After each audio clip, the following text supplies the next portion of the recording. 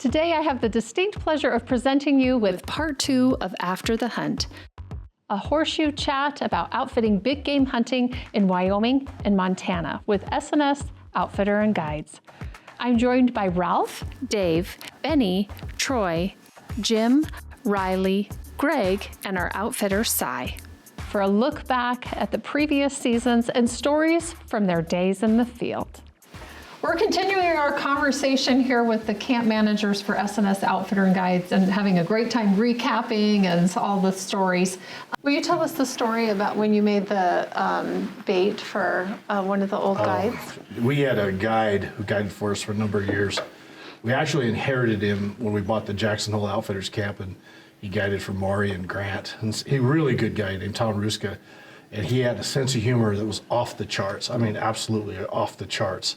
So funny. Well, we noticed every night that guy would, his pattern was he'd come in from guiding and it was dark and he'd make a beeline for his cabin and he'd bring back one drink. He only drank one drink a night, but it was a tumbler about this big full of rum. And one drink. He only drank one drink. And so he had a little pattern. He'd always go to his cabin at night and get his drink and come back. So Ruska and I, one night, were messing with him. Oh, because he had a huge candy sweet tooth. And we opened up his pack on his four-wheeler one time looking for something and it just exploded with empty candy wrappers and Slim Jims and all this stuff. So we set up a bear bait. So we hung a little plastic pail in front of his cabin. And we put all these candies and Slim Jims in it and stuff like this, like we were baiting it for a bear bait. And then we hung a trail camera on it. So me and Tom were over hiding by the wash house like a couple of little kids sneaking over there watching. Here comes a guy, he's all happy, he's done hunting, he's going to go get his drink. He walks up and he sees this plastic bucket hanging in front of his cabin. And you could he looked like an inquisitive bear. He kind of stopped and he cocked his head. And we're watching. He walks up and he's like real tentative. He walks up and he looks inside that bucket and then the flash on the trail cam went poof and lit up. And he screamed. And then we realized, oh no, he's going to get that picture. So we're running a beeline to him, but he got to us and deleted the picture before we could get the evidence that he had hit the bear bait. But I was telling these guys during the break, the funniest thing I've ever seen took place in front of a whole week at the spring bear season. Mm-hmm. So we had a family come in, and they were there, and then there was one hunter with his girlfriend in the camp, or friend. So the family showed up, and it was a father, wife, and grandma. And they had a natural daughter, and then they had a daughter that they had adopted, like from a Ukrainian or orphanage or whatever. The girl's super intelligent. She spoke like 7 languages, really neat little girl. And then they had their son who had some developmental issues for sure. He was a handful. So they walk in the cabin, and we're doing all the introductions in the lodge, and we have this big snack table sitting there. And the kid's that little boy's eyes are like saucers. He sees all this candy. And so Guy Palmquist is going to give him a hard time. Sees this good treats, and he puts his hands over it and says, see all this stuff here? Like the vegetables and the apples and stuff. He's like, this is yours. And he says, see all this stuff here? And there's all the candy and all the things. He says, this is mine. And that little kid looks up and he goes, you're fat. Poor guy, he just slumped and left. And so as the week went on, Grandma was there. We found out Grandma was there to kind of herd this kid. Because he was a handful. He'd be up at the crack of dawn, just terrorizing the whole place. One day he climbed, we heard this blood-curdling scream, but these big pine trees, he had climbed those pine trees, and he had lost his grip, and he burned the whole thing down. Oof. So he was just covered in rash it was horrible. Right, road rash this whole front. And the adopted daughter, she killed this beautiful bear, so we're all at the back of the truck admiring this bear. And it's a really nice bear. And all of a sudden we hear this horrible sound, this ee. We're like, what the hell is that? Dandridge looks over, and this kid's got this big stick, and he's walking down the side of David's truck, scratching David's truck. David screams at him bad words, and Dad runs over there. He sees what the kid has done. He takes that big stick, and he just breaks it, whack, over that kid's back. That kid thumps, hits the ground, screaming. And we're like, yes, yes, Satan's been here. Oh, the kid was just, oh my God, that kid was just a handful. But that same week, we had this lawyer, and I think he was from Mississippi, and he showed up, and he had brought a friend.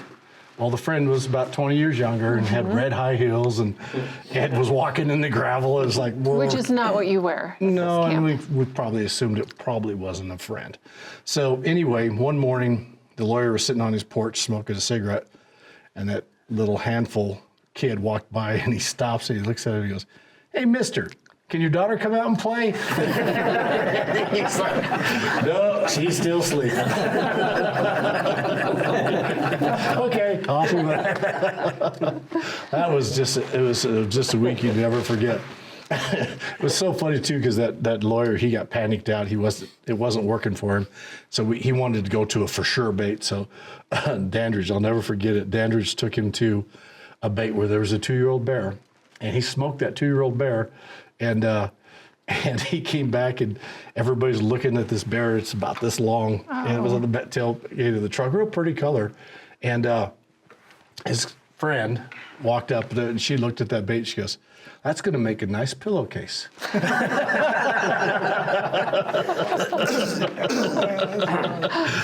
All that was in 1 week. Oh, it was a week you don't forget. That's her code for size matters.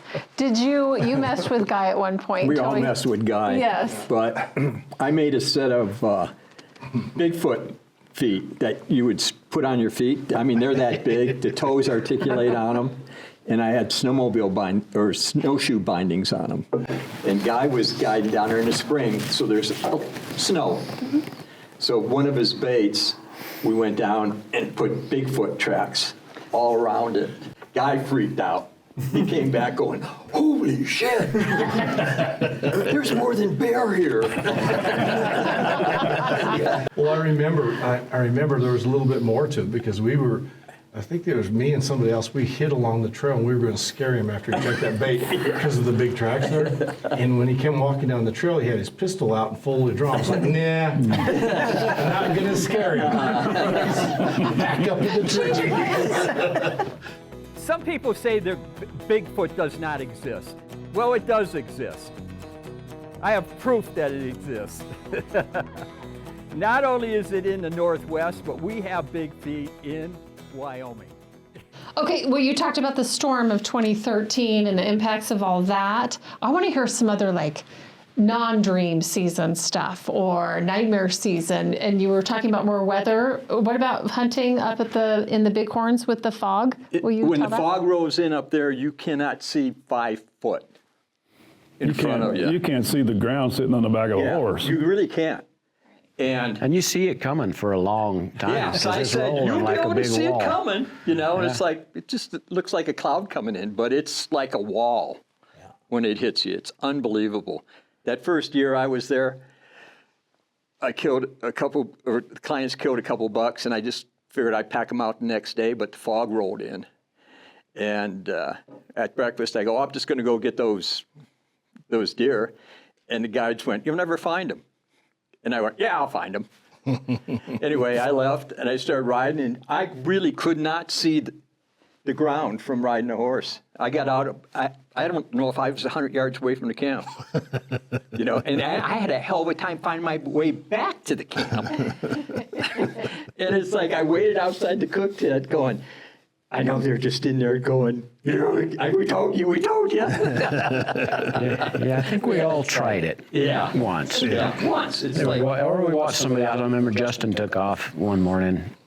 He thought, "I'm not going to sit around camp. I'm just going." Yeah. And off into the fog he goes, and he disappears. And he's gone for about an hour, and pretty soon he just came wandering back in. He didn't even realize. He still thought he was going that way. His horses circled around. It's so weird. And he just came right back to camp, and he's like, "Oh, that took an hour circle." And came back. Yeah, you need to start looking for a trail when you see that wall of fog coming. You better find a trail. A weather story that it was in September.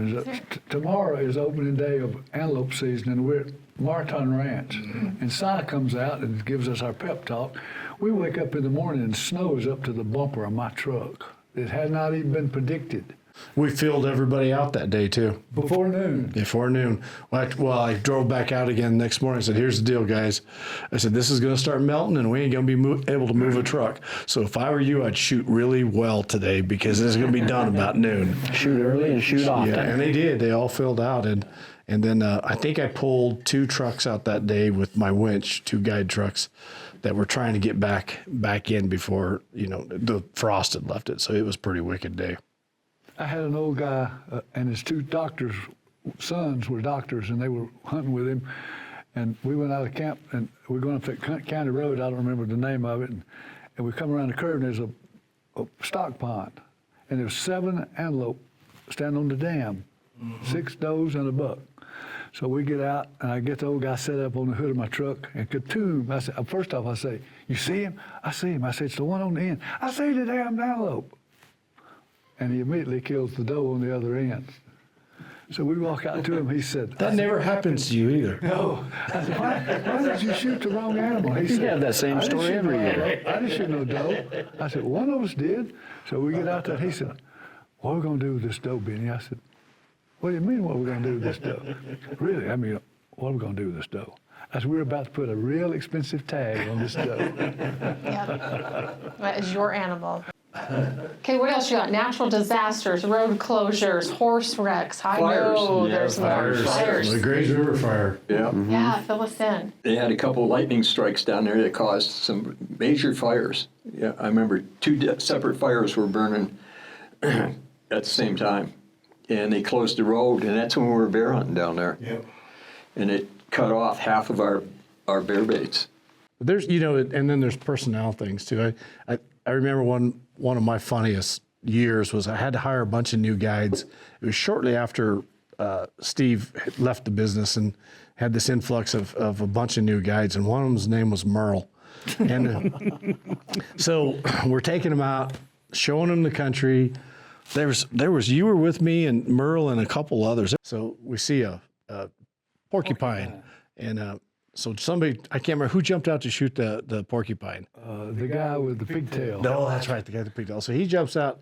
We're all lined up, and he shoots this porcupine, and a part of the bullet broke off, hit a rock or whatever, and came back and hit Merle right between the eyes, right here to the forehead. And Merle's screaming, I've been hit!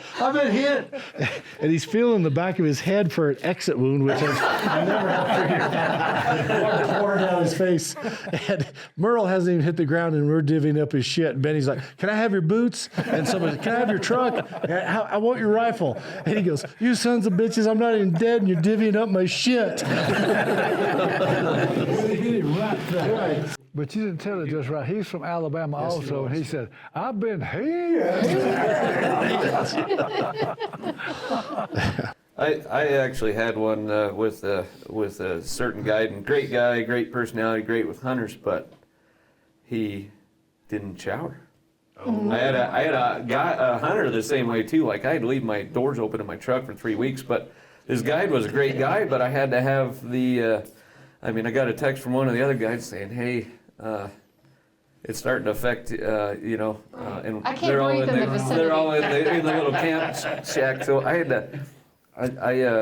I nicely, once the hunt was over, I said, "Hey, everybody, we got a half a day off before the next hunters show up.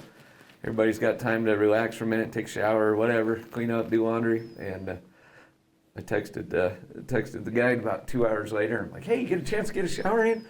He goes, "Just be straight with me. Are you saying I stink?" And I'm like, "Yes." And he goes, "Okay, I'll take care of it." And but he didn't.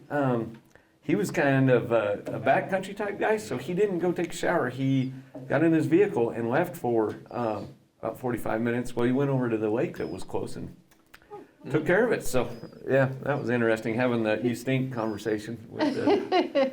Did he smell better after he bathed in the lake? Yeah, okay. I got multiple compliments and thank you for addressing the situation. That's stuff you shouldn't have to, but yeah. Yeah, we had one of those at the orchard too. Yes, Dale. we did. Dale. Dribble. Everybody called him Dribble. It's like, Dale, you stink. He goes, "Yeah, I know." He says, "Me and water don't get along." How about clean clothes? You get along good with clean clothes? No, It's never good luck to change clothes in the middle of the He'd season. have to put his boots outside the room at night because you couldn't sleep with his boots in the room. Guy said, "You're going to take a shower. We're going to drag you into the shower, and it's not going to be fun." That wasn't the same Dale that worked at. Yeah. Remember Dale when he was at the Box Y? Same one. His clothes were so filthy. His wife washed them in epoxy clean, only quadrupled the amount of epoxy clean in it. Well, she never rinsed all that shit out of there. So when he wore the clothes, he got a rash from his toes to his nose. No wonder he didn't want to. And we had a doctor. I mean, it was bad. It was really bad. Freedom. We had a doctor hunting Was that them. it, Freedom? But he called her Star He might have. Sparkle. His wife was Freedom. Yeah, Dale's wife. Yeah, that's another Freedom. story. But That's another story. he had this rash so bad. He's going, could somebody look at it? And we got this doctor to look at it. None of us would look at it. One of the hunters goes, "Yeah, I'll look at it." Was a doctor, and Dale went like this, and the doctor went, "Holy shit! You need to get out of here." That's a real rash. And it was from too much epoxy, whatever it was in his laundry. My favorite Dale story I'll was crawl up you on like a ladder. I think he was up at Cabin Creek, and he got all frustrated and angry because there was a motorcycle up there. Somebody I ran a remember that. motorcycle up there and parked it and then screwed up his deer hunting. So Dale went over and he took that motorcycle and he threw it off a cliff and got seen doing it. So he got arrested, and he had to go to. His part of his sentence from the judge was he had to go to anger management. Not good. And he did exactly what all of us wanted to do, but he got caught doing it. You know, I roomed with him one year at bear camp. He was so entertaining. So him and I were roommates, and he started telling me his life story. So we started at kindergarten, and it was like 5 nights, and every night I'd say, "Okay, Dale, I got to go to sleep now. Let's stop here. Let's start at 6th grade tomorrow." All right. And he went through his whole life with me. I have never been so entertained by a guide in my life. Way better than Joe Dirt. Him and his wife, when they first got to the Grays River, they decided they were going to do something special. So they took coat hangers, heated them up in a fire, and branded themselves a GR for Grays River. Sally reminded me of a funny story that happened to me several years ago. I was guiding a man and his wife, and they had the little boy with them, about 5 years old. So what we're going to do is, while he's hunting, she's going to babysit, and vice versa. Sure. So he's watching me with a spotting scope, and she and I are crawling up through the sagebrush to get a shot at this antelope, and I'm right behind her because she's got the gun. I crawl up on a cactus and get cactus in my private parts. I said, "Oh God, don't look around. I've got to do something." I said, I've got to get these cactus out. Dad's watching with a spotting scope as I strip my pants off. And I thought, "Oh God, the guy's got a rifle." So I'm looking. So I get back down to the truck, and I said, "Let me explain." He said, "I figured it out. For a minute, I didn't know what the hell you guys were doing." You know the funny thing about you and cactus? It's like that happened every year. It's like you would think eventually you would have figured out that Wyoming has cactus in it. Every year you'd crawl into cactus. Yeah. Then we finally taught you how to shave it. Yeah, they tell me shave the spot. Oh yeah. Get out the old Mach 3, that'll help. When we in camp tonight, y'all see Benny shaving his ass? But that works. If you get cactus, you shave them. You know what really works is don't get cactus. But if you do, that's a gift with the video itself, is the little advice from Benny Tillerson. If you're getting cactus, you shave it. We don't have cactus in Alabama, but we have fire ants. Let me tell y'all the fire ant story. One of my best friends in the whole world comes to visit me in Alabama. I didn't know he didn't know about fire ants, so I didn't give him a school about fire ants. Nobody knows what fire ants are. So we're out in the woods, and I look around, and my buddy is getting naked because he's in a fire ant bed, and I'm taking pictures, and he said, "Are you taking pictures?" "No," because I already had. He said, "Do not send those to Ambrosia." I said, "I won't." Because I already had it. And you're being so discreet about which buddy this is. Yeah. Yeah. Yeah. Are there tales of dealing with maybe a game warden? I got a game warden story too. I think we all have one of those. I stopped at the check station, going to the processor with my clients and an antelope. Then we go back hunting. So I'll go right back by the game station again. I don't stop. So blue lights. So he comes, and John's even, we got a guy named John Miller from Alabama that's dumber than I am. So when he comes by and I'm getting a ticket written, John stops to see what's going on, and he got a ticket too. So when I realized the game warden is going to write me a ticket, Frank gets us out of all this stuff. I said, "You going to write me a ticket?" He said, "Well, yeah."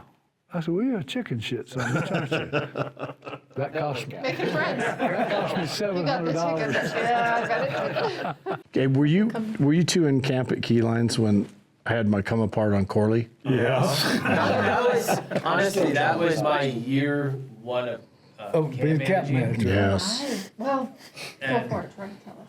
I had Kurt and Kevin. They had deer tags left, and so we ended up getting 2 bucks down side by side. They were literally 10 feet apart. It was a half hour between each shot because the other one didn't stand up. We get those done and get tags filled out. They stay with them. I go back to get the truck and bring it back around, and I get a phone call that the game warden's in camp. There was 2 animals, right? 2 animals in the cooler that didn't have coupons on them, carcass coupons that have got to be on to the animal after, your harvest. And I said, that's a Corley problem because they were his clients, And so now I'm going around, and I called Cy on my way, and I said, maybe it's my fault, because I didn't see him in there. But, I'm the last one in and the first one out because we were having to drive 2 hours. Talk to Cy, I get to the animals, we get them loaded up, and I go to back up my truck, and on the road, from where they laid, there's berms there. Well, I back up, and then I high center my truck. So now I'm like high centered, knowing that I have a game warden sitting in camp. I have 2 animals in the back of my truck, and it's like 9 o'clock at night. It's dark. He was there for what, 6 hours? He was there a long time. A long time. He called me on the phone, or we talked on the phone, and I said, "What's going on out there?" And he goes, "Well, you've got a guy that has 2 animals hanging in front of the cooler that don't have any carcass coupons on them." So he told me who it was and all stuff. I said, "You write that little effer all the frickin' tickets you got." I said, "You have an extra ticket book?" He goes, "Yeah, I got an extra one." Let's pull it out. Start filling out shit. Write every ticket you can think of. He goes, "Okay." And so he had a little talk with everybody in camp. I remember because he called me back up after it. He said, "Okay, I think we got it all handled here, and I'm going to let you handle the rest of it." So I did. Yeah. I got up at 2 o'clock the next morning and went out there and I told Troy, I said, "Every guy's ass better be sitting in that cook tent at 4:30 in the morning when I roll in there." And Corley was the last one to show up in the cook tent, and he was the first one to get fired. It wasn't a funny situation at the time, but you look back at this, all the events after and everything. Some of it's funny because I remember Cy walking into the dining room, and there's clients in there eating breakfast. And Cy goes, "You guys might want to leave for this. It's going to be, they're not insulated. I guarantee you, as soon as everybody sat down, guides, and the clients left, and Cy started talking, I'm pretty sure everybody could hear it plain as day. There was and I'm sitting there going, oh boy. Like when you ask if they both were you there when I had my come apart? And they're, oh yeah.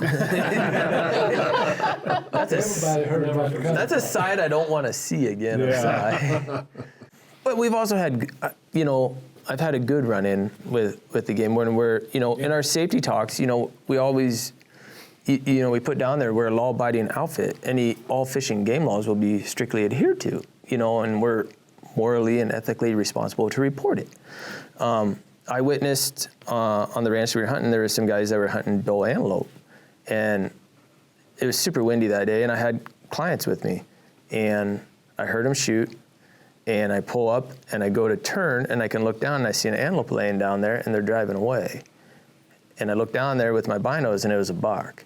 And they're just driving away. And I went after them and whatever, and got the game warden to them eventually the next day. And gosh, they got him for one waste, and they had shot another one on the way when he was following them, and they never tagged it, and he's following them the whole way. I mean, so that was a good one, you know, that we had to run in, because the clients saw that we stick to what we say. You know, this is, we see this happen, we're going to report it, and that's what we did, and they got caught. So, you know, and I think that's, as a camp manager or even as a guide, that's such a big part of your responsibility. But everybody's going to have accidents, and the game wardens are really good about that. My worst one was up on the ranch, horseback guiding on top of Gambler's Butte, and it's the windiest place on planet Earth.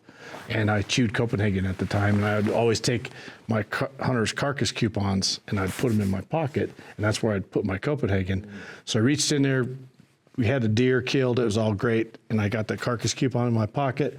So I reached in to pull out take a dip and ride back to camp. And as I came out with that can, the carcass coupon hit the air and never to be seen again. It never touched the ground. And I'm like, oh no. And technically you're supposed to stop and take that animal off your pack horse and then bring a game warden to it and all, but I took it back to camp. But so after situations like that, these guides have this stuff happen to them. You always got to have empathy, because anything can happen out there. Mm-hmm. But the trick is to be honest with the game wardens. That is the trick, because I think we've all run into them, and I would say all mine, except that one was, and even that turned out positive. But they appreciate that. Yeah. They appreciate the fact that we self-report, and so it really helps our relationship with them and the image that we portray to the hunters, because I think they admire that, they respect it, and when they make a mistake and they don't get a big ticket and lose their meat and everything else, they certainly respect the game wardens and their decisions and their ability to be fair with us. And I know it's because we self-report. Yeah, and we have a reputation for doing that, and it really does help. Yeah, it's a big deal. So when those issues aren't there, your weather's okay, everyone's getting along, everyone's working hard, that's the smooth season, that's the dream. I think that's what keeps us coming back. It's just those funny stories. Yeah, the good experiences obviously outweigh the bad, and we have a strange way of turning the bad ones into really good stories. Yes. Yeah. And it turns into something that's funny. Not immediately, usually. Sometimes it takes at least there's something to get funny. It's like, oh yeah, that was fun. Troy, you talked about pictures earlier. Do you want to talk about that, or like your role in it, or what they mean to you? Well, I just think, taking good pictures, or just, making sure you capture those photos for the clients. I mean, when I first started, it was still film, and we had to send everything, all the pictures in and stuff like that, or clients would ask you to email them or whatever. So now you're able to, with the phones and everything, send them right there and they got them. But it's like, it's in my memory bank, and every time you see those photos, you get to relive that whole hunt again. That's the only thing we get after the hunt, is that photo. That's your trophy. Yeah, that's mine, yeah. And where the client gets to take home the meat and the head or whatever else. And so, just having good photos and taking nice photos for the clients and for yourself, for your own memories. I would ask you, what challenges do you have with camp managers when it comes to the photos? A lot of us we're even in competition with each other. Like, we want to have we want to bring back, I mean, they're all trophies, but as a guide, you want to bring back the biggest one, right? Yeah. You want to get a picture in the brochure, right? That's like a big trophy. Yes. You see them all. Yes. Yeah. So the guides, and you all send them to me, and then of course I catalog them, and we keep them all and everything. But challenges. It's not from camp managers. We've got you all rather trained, I would say. There's a couple of just cannot get in the habit of doing it, and I have to pester them and hound them. Or they will send a picture and I'll be like, great, who is this? And I have to try to get a client name. Well, it's amazing too how many people don't want their picture taken. Yeah. They don't want to pose or something like that. And I mean, you got to work with them just to try to get something out of them. Yes. But I've had a couple that just flat-ass refused to have their picture taken. Yep. Yeah. I'm a fugitive. They're in the witness protection program. Well, that maybe so. I don't know. It didn't go that far. Right. I tell the hunters sometimes, I'm like, this might be even harder than the actual hunt. Is taking the photos, because let's take some time and let's, just, take the time to clean up the animal a little bit and everything else, and just so it's presented well to everybody. But it's like, yeah, you're going to get tired a little bit, taking it. It's like, it's not just a quick. But it's like you bend over, they just can't get in the right position. It's so frustrating. You're one of the sometimes. worst, that's for sure. I really do. But I have made an album every year that I've guided, and I have them in a bookcase at my house. I've just got lines of them. And it's really amazing to see how I have changed and how you guys have changed in that time period, over a 40-year period. It's amazing the way. Yeah. I still had some hair on top. That's right. You did. Less wrinkles. No, you always had those. You came wrinkled. You were pre-wrinkled. I was born in a big man's skin. You know that I'm gonna digress here for a minute and tell another funny story. But in the old days, now with these phones and everything like that, there's really no excuse for not getting good pictures, because you could look at them and see what you got. But back when we had cameras, real cameras, and the hunters, a lot of them used to show up with those disposable cameras. They had to ratchet through. And my partner at the time, Steve, we had a hunter that was just a total D-bag. This had been a horrible week with him all week, and so Steve had it up to here with him. Anyway, he had left his backpack in his tent, and he had one of those little cameras.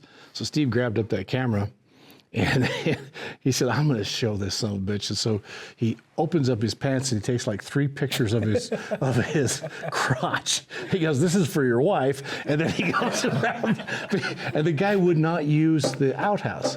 And so he was cropping right behind the tent that we were sleeping in, where they're sleeping in. So he goes back there, there's his week's worth of duty there. So Steve takes some pictures of that and goes and puts the camera back in his backpack. I've always wanted to see what the look would have been like on that guy's face when he gets home and have those pictures developed. Running through Walmart. Yeah. You guys that never had the opportunity to be around Steve Birdall, you missed a treat. That sucker was absolutely great. It was funny. If that client's out there with the pictures on his camera, you can reach him at. No. I did. It wasn't my stuff he took pictures. That was Steve's. One of the funniest stories I heard of Steve was that he had a guy out, and they'd been out hunting deer all morning long, and every time Steve would see a pile of deer shit, he'd reach down and kind of thumb through it and plop it in his mouth. Well, he didn't really throw it in his mouth, he pretended. Well, it gets along with it, so yeah. But he'd do it, and he'd reach down there and see how fresh it was, and pop it in his mouth. And the hunter's looking at him, and Steve said about third or fourth time he gets over there, and the hunter's over there, he's kind of picking through a pile of it. And Steve looks down at him and just kind of winks and nods his head, and the old boy popped it in his mouth. He would say, like he threw it in his mouth, he'd say, "That's a 3-year-old doe." And then he'd have a chew in his mouth, and he'd spit that out or something. And this guy did it. All right, fully embraced. And Steve lost it. He was rolling on the ground and everything. He used to play that game with the hunters too. But, this is back when you didn't have GPSs, and so the hunters would always ask you, "Well, what's the elevation here?" 692 feet. Man, this guy knows his shit. He would just whip off a number, and they would be like, "Holy cow, this guy's good." Yeah, he's really good. Something. He knows the elevation everywhere he's at. Now I kind of wanted to jump into, we just talked about challenges that you faced and some nightmare seasons, but there's got to be something that keeps you coming back year after year. So I'd like to hear from you guys. What is it? What do you look forward to every hunting season? I think it's all this money we make. Yeah, that's it. Do you make money? What's your secret? You get money? $9 an hour. I'm just getting down to the point where it doesn't cost me that much. Hacker used to always say, "This is a great job if you can afford it." It's always the people, though. It's the people, because we do have some pretty... And it's the hunting. You get to go hunting every day. For me, it's definitely number one, the people. And like Troy mentioned earlier, you get friends for a lifetime, right? Yeah. So these people come out, and for some of them, it's a hunt of a lifetime, a one-time deal. they've been saving up money forever, or you got a dad bringing out his kids or whatever, and for them this is, I mean, could be their one shot. So you get to meet really good people and make friends, but then we got great country, go out there, and I just love it, making an adventure, and every hunt's a little bit different, and when it works out, they're successful. It's just all around, they're on vacation, it's supposed to be fun, so. From some of the photographs I've seen that you take and send in to me, you'll do a little extra tour guide stuff. Will you talk about some of the places you like to take them, or the? Yeah, I can't say that with Si here. Oh, okay. That's where you burn so much fuel. Yeah, that's right. I mean, everybody knows that it's, most of the camp hunts, it's a 3-day hunt, but one of those days is for weather. But usually by the second day, we already got a plan. You know where you're going and what you're after. But after that, I'll take people over to the lake when you're at Christensen, because it's only like 5 minutes away, and so much to see, so much to do in the country. And although not required, I just, you're there, let's go have a little fun with it. I'm having fun, so. Oregon Trail, the ruts, I think I've seen you take. There's so much history out there with the homesteaders, and Keyline has quite a few old homesteads and stuff on it. And a lot of hunters are really interested in, what happened 120 years ago. You get the few of them that could really care less, but it's fun to take them out and show them, how people lived and what they did, and try to make a living in some of that godforsaken country. But it's fun to take them around and show them, teepee rings, stuff like that most people have never seen before. It's little things like that I enjoy, and most of them enjoy seeing that kind of stuff. Oh, yeah. Unless they don't shower. Hang out. While you're on a roll, Jim, tell us what keeps you coming back each hunting season. It's the people. It's just I enjoy going out with them. I love to hunt, but the last thing I ever killed was an antelope in 2014. I did my hunting through my guiding. Yeah. Because I know if the client got it, 99% of the time I could have got it too. And I got pictures. I got a lot of pictures, and that's what I enjoy. Lots of memories. I think that's one of the criticisms you hear from people who've never guided before. They're like, why would you do that? Why would you give up hunting to take other people hunting? But they don't really understand that we are doing the hunting. We are hunting. But we're not pulling the trigger. And so we get to hunt several times and then not have to actually pull the trigger. So for me, one of the most gratifying things about running an outfitting business is I like to take these guys, and you take somebody that's maybe he's a steel worker, or he works in a factory or a plant, and he's saved up several years for this hunt. And then you have the other guy right next to him in the same camp that can pay for it literally out of the front pocket. And we do such a good job of making all those people equal in a hunting camp, and they show up to a hunting camp, and I think they really appreciate that on both ends of the spectrum, because everybody's just treated the same at SNS. We always make sure that everybody gets the same shake. Well, that brings up another point too with coming back, the camaraderie in camp, the people you are in camp with, whether it's your coworkers or those people being there in camp. Would you say this is kind of almost even developed into a second family for you, especially as you and your wife are expecting baby number one? Oh, yeah. Yeah, you get those people, and it's no different outside of like the outfitting side of it, just the group of people we take into the boxway. You look forward to those people coming back every year. It's a reunion. That's what you're going to say, right, Troy? Well, it is. I mean, when you have guys that have hunted with you that come back year after year after year, you look forward to seeing their faces because you maybe haven't seen them for a whole year, and they do become or sometimes many years. It's like a reunion with them, and just like coming back and seeing everybody here, it's like it's so much fun. For me, it is another family. What could you add to that?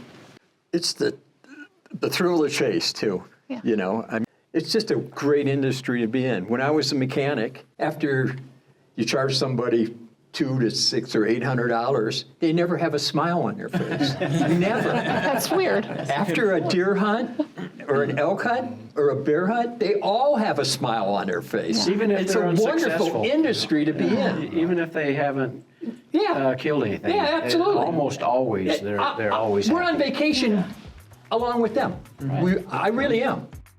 I'd like to thank these gentlemen for taking the time and sharing their memories with us. This has been great fun. I'd also like to thank Mr. Rick Bonander and Intermountain Pipe and Threading for such a beautiful space to film this After the Hunt podcast in. Additionally, Checked In Media for the heavy lift of miking all 8 of us up and the lighting and the filming today. Awesome work, fellas. Thank you so much.